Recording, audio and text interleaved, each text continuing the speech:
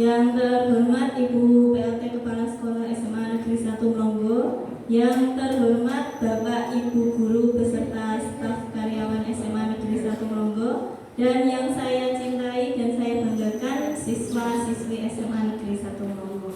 Pertama-tama marilah kita panjatkan puji syukur kehadirat Tuhan Yang Maha Esa atas limpahan berkah dan karunia-Nya kepada kita sehingga kita diberi kesehatan dan dapat mengikuti kegiatan diseminasi prakarsa perubahan dan visi guru penggerak. Tak lupa sholawat serta salam kita sanjungkan kepada junjungan besar kita Nabi Muhammad SAW yang telah membawa kita dari zaman jahiliyah, zaman kebodohan ke zaman sekarang yang penuh dengan ilmu pengetahuan. Oke, langsung saja. Di sini saya akan menyampaikan materi tentang visi dan prakarsa perubahan sekolah.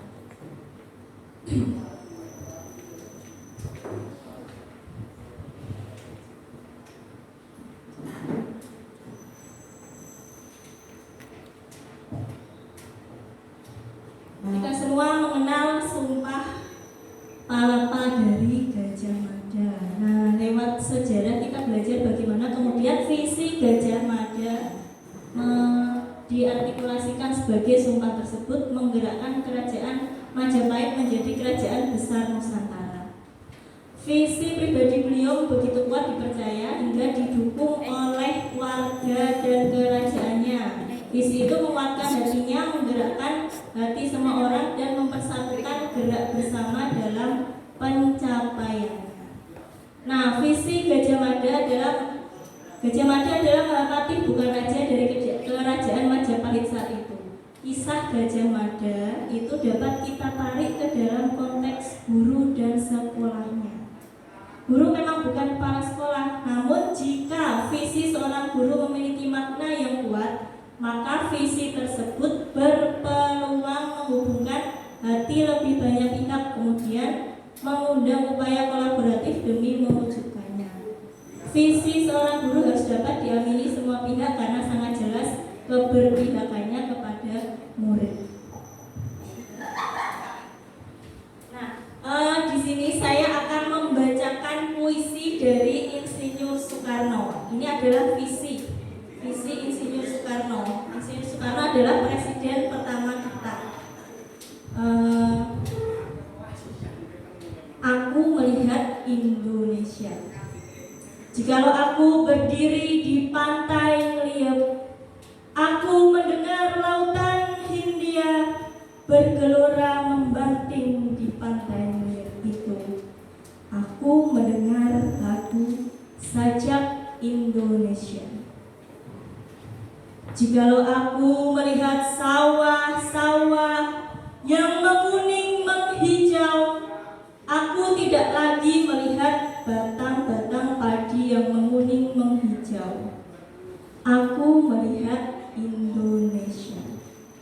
Jikalau aku melihat gunung-gunung, Gunung Merapi, Gunung Merbabu, Gunung Semeru, Gunung Tangkuban Perahu, Gunung Kelebet, dan gunung-gunung yang lain, aku melihat Indonesia.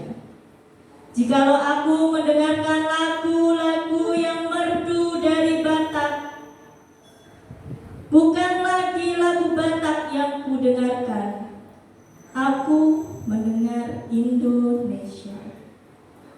Jikalau aku mendengar Pangkur Palaran, bukan lagi Pangkur Palaran yang kudengarkan, aku mendengarkan Indonesia. Jikalau aku mendengarkan lagu Olesio dari Maluku, bukan lagi aku mendengarkan lagu Olesio, aku mendengarkan Indonesia.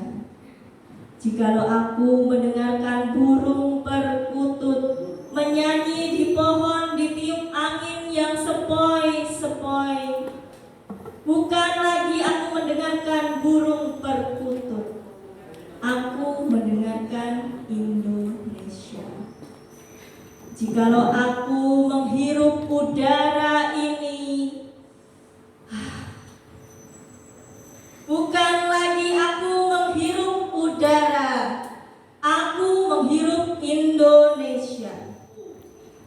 Jikalau aku melihat wajah anak-anak di desa-desa dengan mata bersinar-sinar, Pak Merdeka!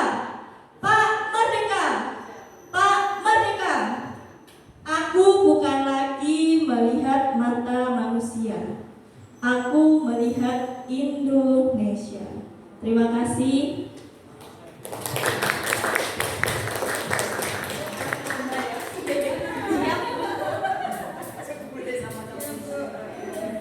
Nah, demikian puisi pertama dari Insinyur Soekarno yang merupakan visi untuk negara Indonesia.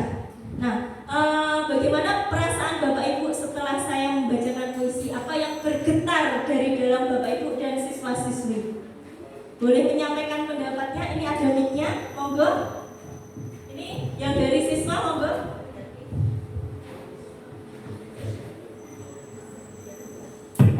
Cek. Monggo Bu Anissa. Kalau saya pribadi, terima kasih waktunya. Kalau saya pribadi ini ya, ketika ada lagu daerah, lagu-lagu lain, melihat pemandangan itu yang terfokuskan itu kata Indonesia. Jadi sebegitu luasnya Indonesia ini dan bisa menjadi satu sampai sekarang. Ya.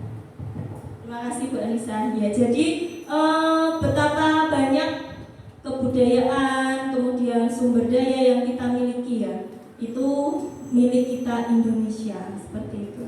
Mungkin ada anak-anak yang mau menyampaikan pendapat. Monggo Bu Puji.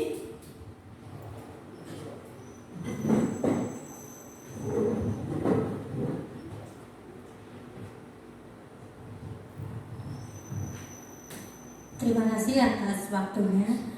Menambahkan tadi ketika saya mendengar puisi tentang Soekarno, yang terbersit dalam benak saya itu adalah apa ya, jiwa patriotisme, karena begitu banyaknya beraneka ragam budaya dan karya yang ada di Indonesia, baik itu melalui budaya daerah ataupun lagu-lagu ataupun adat istiadat yang bisa kita satukan dalam kebinekaan Indonesia yang notabene disatukan dalam jiwa Pancasila gitu. Untuk yang lain, selain jiwa patriotisme juga bisa menumbuhkan sifat atau sikap memiliki Indonesia sebagai satu kesatuan NKRI. Begitu. Terima kasih. Baik, terima kasih Bu Puji. Jadi dari penggalan puisi tersebut terdapat jiwa patriotisme yang harus selalu kita banggakan, kuatkan, pertahankan ya, untuk Indonesia lebih maju lagi. Nah, tadi ini kelihatannya baru mulai kayak ada beberapa yang sudah mengantuk ya. Ini saya kasih ice breaking dulu sebentar nih, anak-anak dan Bapak Ibu. Jadi geser. Nah, ini perhatikan clue dari saya. Saya meminta Bapak Ibu dan anak-anak membayangkan panjenengan semua adalah seorang sopir bus, namanya Jono. Nah, Jono ini merupakan seorang sopir bus dari Pati ke Jepara, PP. Berangkatnya pagi, jam 5 pagi, pulangnya jam 5 sore. Nah, Jono punya kenek namanya Joko. Jono setiap hari menyupir bus, busnya warnanya apa nggih? Hijau, tapi bukan itu pertanyaannya. Busnya warnanya hijau, kemudian setiap hari dia berangkat naik bus. Yang saya tanyakan, baju apa yang dikenakan oleh Jono dan berapa usianya? Yang bisa jawab ngaco.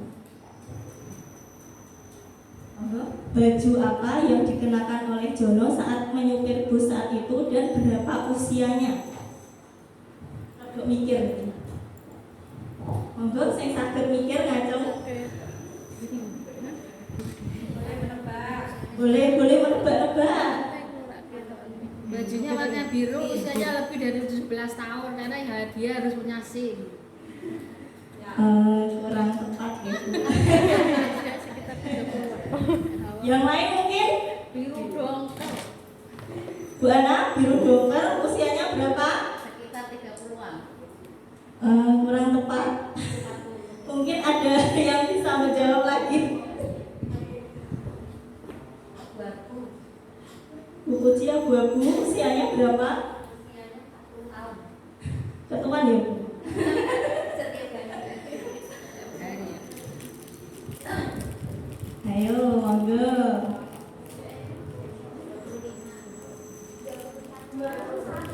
21 bajunya? Kurang tepat.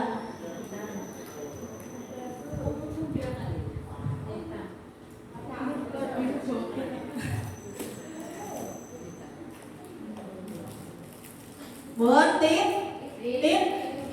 Tadi clue saya pertama kali coba Bapak Ibu bayangkan panjenengan sebagai Jono. Nah, berarti panjenengan pakai baju apa? Usianya berapa?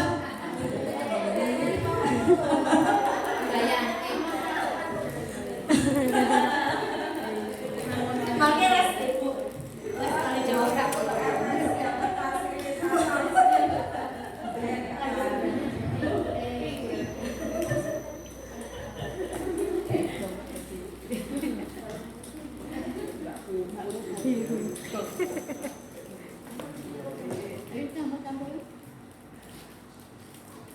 Lanjut, memimpin perubahan positif, menjadikan sekolah sebagai rumah yang aman dan nyaman dan bermakna bagi murid sepertinya sudah menjadi hal yang umum diinginkan semua pihak. Ini salah satu tujuan visi, yaitu untuk mencapai perubahan yang lebih baik dari kondisi saat ini.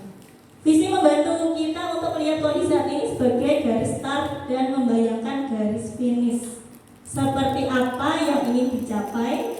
Ini bagaikan seorang pelari yang perlu mengetahui garis start dan garis finish bahkan sebelum ia benar-benar berlari melintasi jalur lari. Lanjut. Nah, ini ada video. Bapak Ibu coba mohon diperhatikan video ini.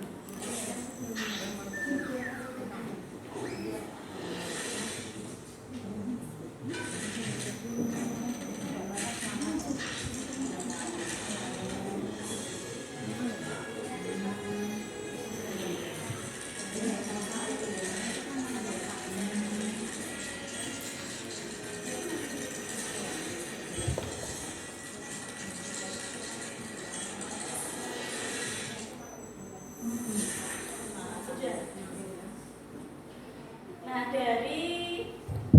dari video Bernard Bir tadi, apa yang bisa Bapak Ibu ambil pesan dari video tersebut?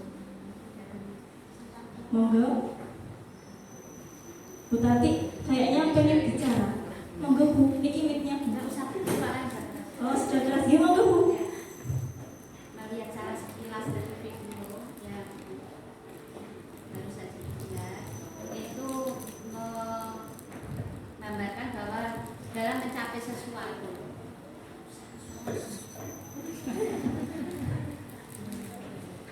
untuk mencapai tujuan kita melalui banyak proses, tidak mudah menyerah, tapi kita terus sampai mencapai tujuan itu tercapai. Kita lalui dengan banyak rintangan dan sampai jatuh bangun, tapi kita terus sampai tujuan itu tercapai. Itu nanti bisa kita katakan. Oke, terima kasih Bu Tati. Ini Bu Anissa.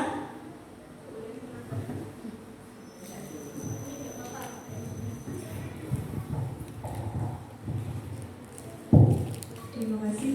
Ini mengingatkan saya ketika kemarin saya wawancara TGP. Salah satu pewawancara itu mengatakan ada tipe-tipe kehidupan. Yang pertama itu ada quitter, yang kedua ada camper, yang ketiga ada climber. Jadi kalau yang quitter itu dia gampang menyerah atau bahkan tidak mau mencoba. Kalau camper itu yang penting, oh saya sudah mencoba nih. Kalau tidak bisa, ya udah, yang penting saya sudah mencoba. Dan satu lagi yang paling tinggi itu climber. Apapun rintangannya, kita harus tetap mendaki sampai puncaknya. Terima kasih. Terima kasih Bu Anissa.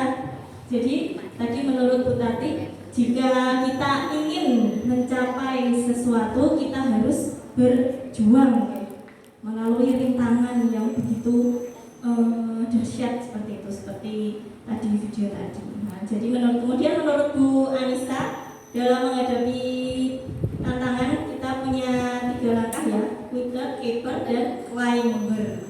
Nah, jadi dari video tadi menggambarkan bahwa dalam mewujudkan suatu perubahan visi, kita harus melewati berbagai rintangan untuk mencapai tujuan yang kita inginkan. Nah, jadi semua cita-cita itu pasti ada rintangannya, nggak mungkin mulus-mulus saja. Oke, next. Inquiry apresiatif sebagai paradigma. Nah, untuk dapat mewujudkan ini tadi sudah.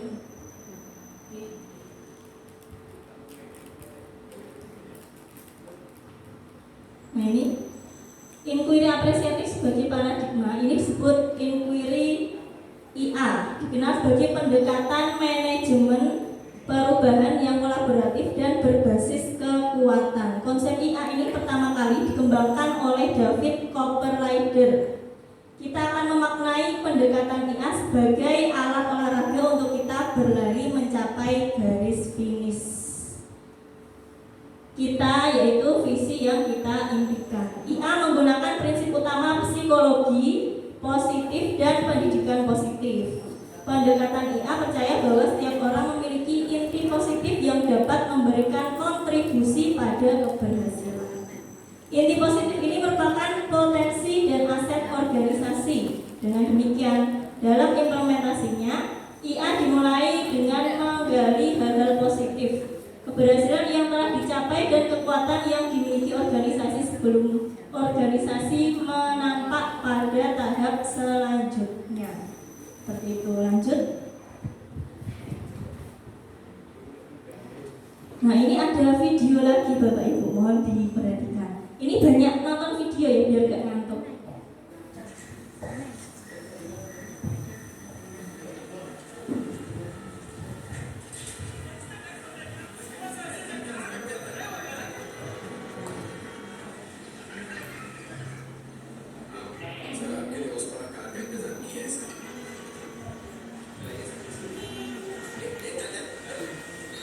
Maaf, ini sinetron India nggak ada translatornya.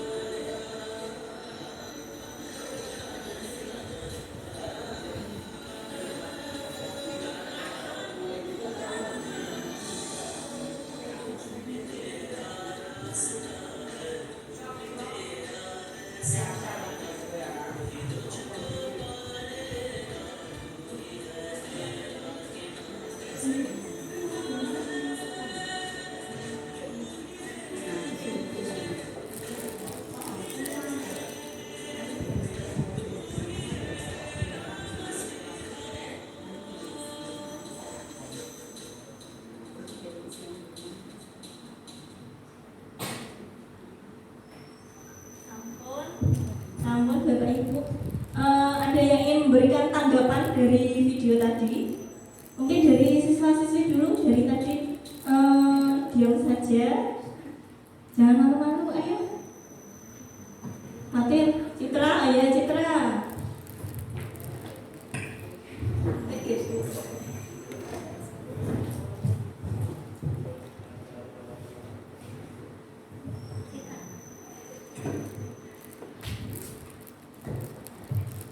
Terima kasih waktunya. Menurut saya tentang video tadi rasa gotong royong ya Bu.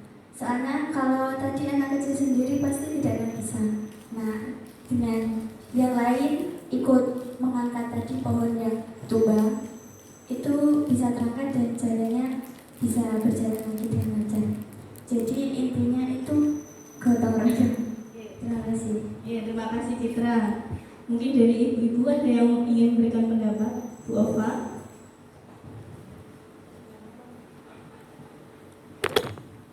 Terima kasih.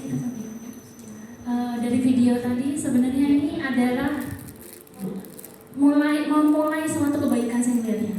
Jika ada seseorang memulai kebaikan, itu bisa diikuti oleh orang-orang yang ada di sekitarnya. Kadang kita tuh merasa kalau kita melakukan sesuatu, dampaknya apa sih gitu kan? Tapi bisa jadi perbuatan yang sepele di pikiran kita itu bisa menggerakkan hati banyak orang. Misal kalian mengajak sesuatu kebaikan, kadang apaan sih cuma ngajak itu doang. Tapi bisa jadi dari hal-hal kecil semua orang yang ada di sekitar kita itu tergerak hatinya. Kayak gitu saya melihatnya dari video itu. Terima kasih. Terima kasih Bu Ova. Ya, jadi dari video tersebut ada anak kecil tadi ya. Kalau dia mengangkat pohon sendiri itu tidak mungkin kuat. Nah, makanya ada kebaikan yang muncul di dalam dirinya yang menyebabkan perubahan ke orang sekitarnya. Jadi ada hal-hal positif yang ada di diri anak tersebut sehingga menggerakkan seluruh orang di sekitarnya untuk melakukan perubahan. Nah, sama seperti visi. Visi itu adalah sesuatu yang baik untuk mewujudkan suatu sekolah yang lebih maju. Nah, makanya untuk mewujudkan visi yang baik itu tadi, kita harus memiliki perubahan dari dalam diri kita, dan kita juga harus mampu menggerakkan orang-orang yang ada di sekitar kita. Seperti itu. Jadi anak tadi juga tanpa didikan dari gurunya, dia tidak akan memiliki sifat yang baik seperti itu ya, yang mampu menggerakkan orang-orang yang ada di sekitarnya. Seperti itu. Lanjut Bu.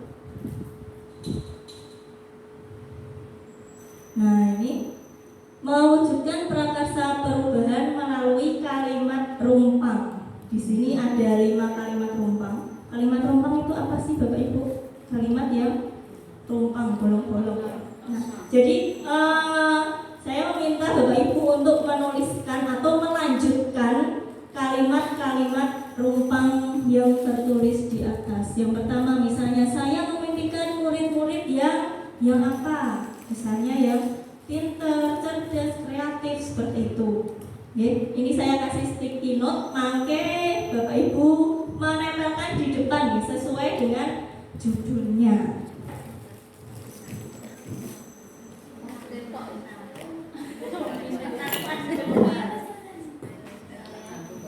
Warnanya hitam ya. Kalau hitam kan kelihatan. Itu masih. Kalau hitam itu kelihatan. Spidolnya.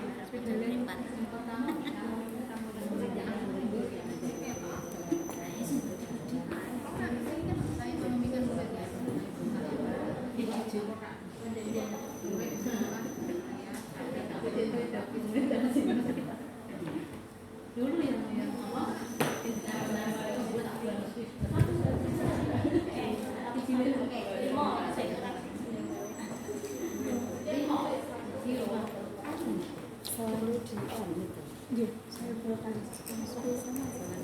Satu kertas, satu jawaban.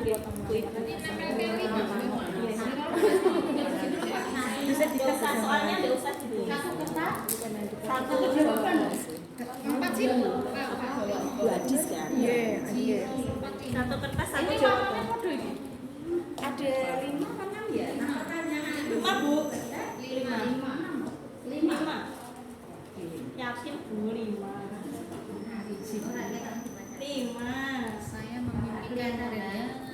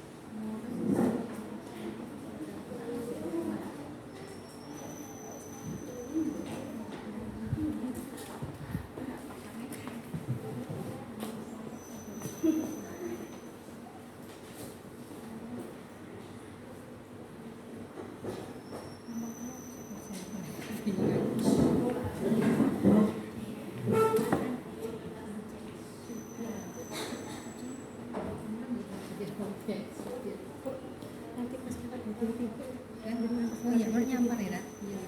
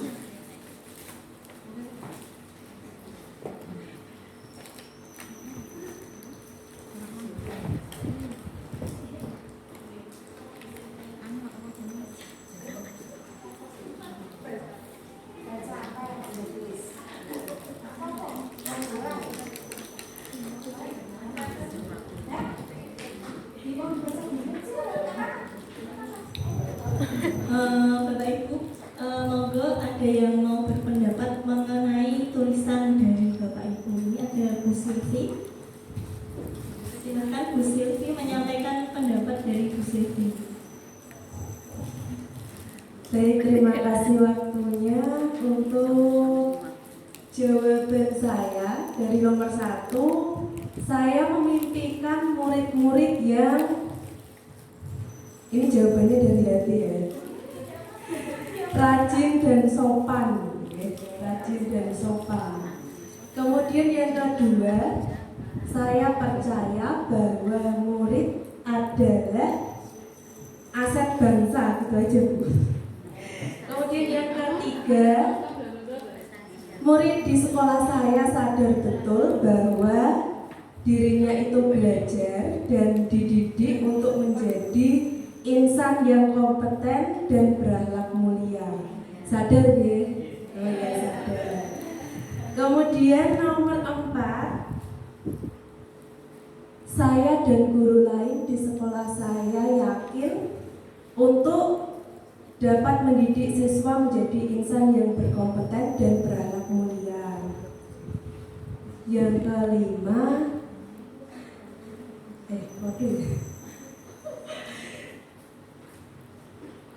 Loh, nomor 4 dan 5 kok jawaban saya sama?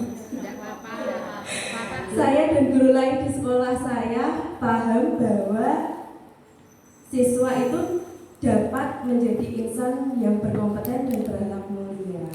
Hampir sama. Oke, terima kasih. Mungkin ada ibu-ibu yang lain yang ingin menyampaikan pendapatnya. Bu Ana, ayo Bu Ana, CGP angkatan 7. Monggo.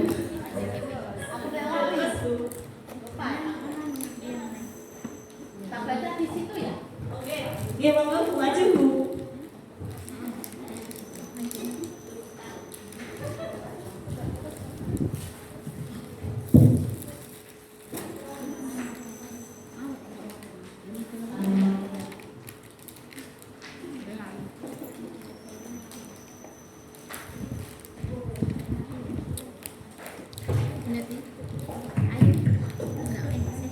Terima kasih atas waktunya. Ini jawaban saya untuk 5 pertanyaan. Yang pertama, saya memimpikan murid yang belajar dengan riang gembira, mandiri, kreatif, inovatif, kritis, kolaboratif, toleran, dan bertakwa pada Tuhan. Untuk yang kedua, saya percaya bahwa murid adalah aset bangsa dengan karakteristik yang unik, sehingga harus dijaga dan dikembangkan sesuai potensi dan kodratnya masing-masing.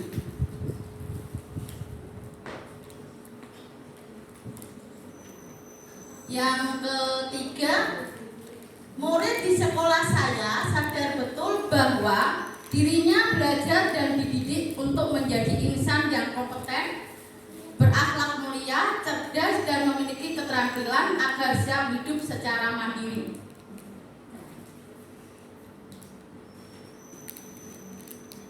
Yang keempat, saya dan guru lain di sekolah saya yakin untuk mengembangkan potensi murid secara optimal melalui Merdeka Belajar dengan cara berkolaboratif, inovatif, dan berpihak pada murid.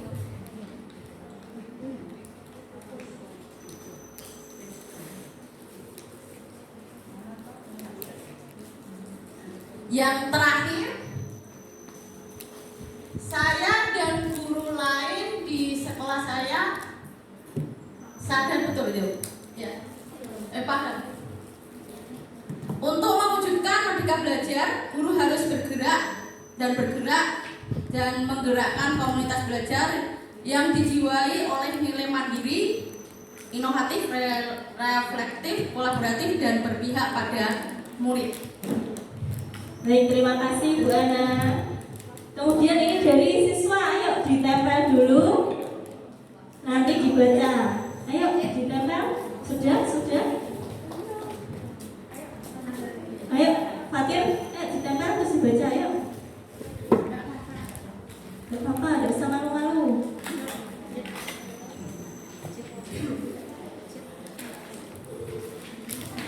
Ayo Tir.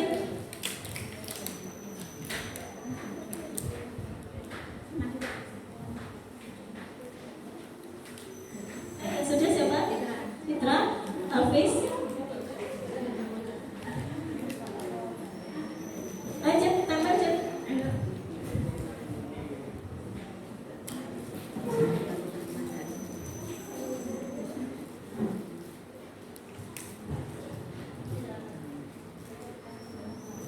Ditempel lalu dibaca.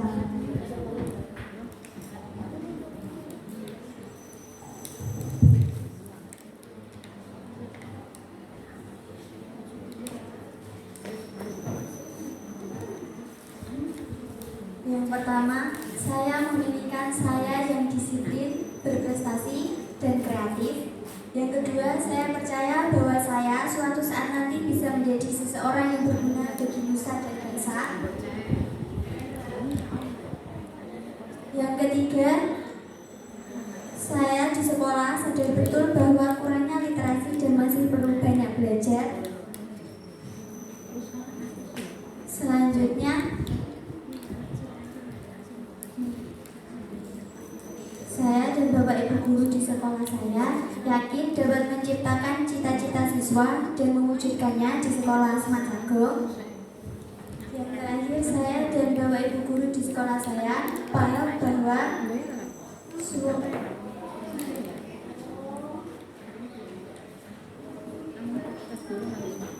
paham bahwa guru adalah seseorang yang mulia, mengajar siswa dengan penuh semangat. Terima kasih. Terima kasih, mohon tepuk tangannya untuk Bapak Ibu dan siswa-siswi semuanya. Baik, ini saya akan membacakan tanggapan dari Bapak Ibu yang lain ya.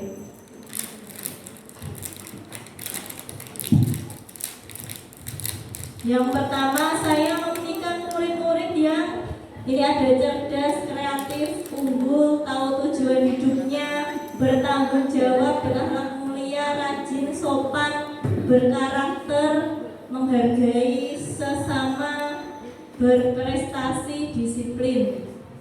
Yang kedua, saya percaya bahwa murid adalah individu yang bisa dibentuk karakter dan kecerdasannya. Generasi memimpin dunia di masa yang akan datang.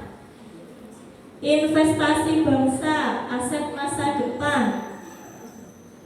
Kemudian pribadi yang dapat diarahkan. Yang ketiga, murid di sekolah saya sadar betul bahwa individu yang bebas belajar apapun yang bisa meningkatkan kecerdasan. Dirinya belajar dan dididik untuk menjadi insan yang kompeten. Mereka hidup dan mereka murid yang harus belajar. Pendidikan adalah yang utama, objek yang bisa diolah. Kemudian yang keempat, saya dan guru lain di sekolah saya yakin untuk bahwa memulai pembelajaran yang kreatif dapat membuat murid yang inovatif, memajukan potensi yang ada, memberikan ilmu yang dapat bermanfaat, mendidik murid dan mengharapkan tercapainya cita-cita mereka. Yang terakhir, saya dan guru lain di sekolah saya paham bahwa hidup terus berjalan ke depan. Guru adalah seorang yang mulia. Guru harus lebih efektif, inovatif dalam mengembangkan model pembelajaran. Kemudian, memulai sesuatu yang baik perlu kerjasama semua pihak dan warga sekolah. Nah, itu beberapa pendapat dari Bapak Ibu guru dan siswa. Nah, jadi sekarang kita rumuskan dari pendapat-pendapat panjenengan semua, kita rumuskan bagaimana visi perubahan yang akan kita bentuk nantinya. Jadi sebenarnya visi sekolah kita itu sudah sangat bagus ya Bapak Ibu.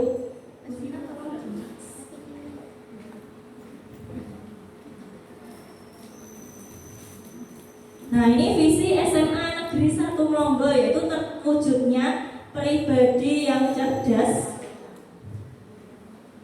berdisiplin, kreatif, berwawasan global, berkarakter, dan berbasis environmental literasi. Nah, ini sudah mengusung profil pelajar Pancasila ya. Di dalam profil pelajar Pancasila ini ada 6 dimensi, yaitu bertakwa, beriman pada Tuhan Yang Maha Esa dan berakhlak mulia, berkebinekaan global, bergotong royong, kreatif, bernalar kritis dan mandiri. Nah, kesemua ini sudah ada di dalam visi sekolah kita. Nah, jadi sebenarnya visi sekolah kita itu sudah bagus, akan tetapi untuk memajukan sekolah kita yang lebih bagus lagi, kita perlu membuat prakarsa perubahan ke arah yang lebih baik. Nah, jadi dari pendapat Bapak Ibu tadi bisa kita simpulkan. Jadi ini kesimpulannya ya, kita simpulkan bersama-sama. Prakarsa perubahan visi sekolah yaitu terwujudnya pribadi yang religius, karena tadi ada tambahan religius ya, cerdas, berdisiplin, kreatif, berwawasan global, berkarakter, dan berbasis environmental literasi. Nah, semua ini mewujudkan profil pelajar Pancasila. Bagaimana Bapak Ibu dan siswa, sepakat ya? Oke, sepakat. Seperti itu.